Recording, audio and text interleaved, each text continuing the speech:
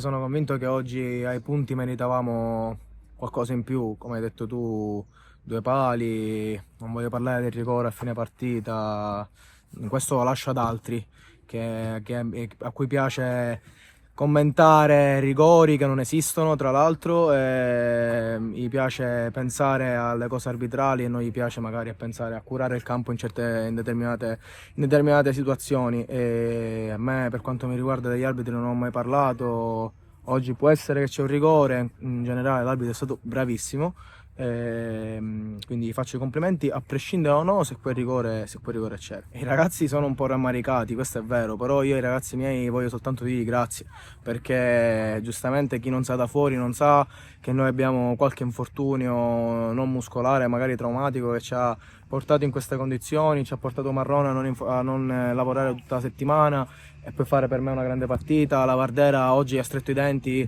avendo un ematoma gigantesco su tutto il polpaccio. Io sono orgoglioso dei miei ragazzi, ho visto ho visto la squadra viva e oggi stiamo qua a parlare di un rammarico per 3 punti non presi quando abbiamo passato una settimana dura, difficile. Sono soltanto orgoglioso dei miei ragazzi. È un'altra finale, un'altra delle 11 finali che mancano.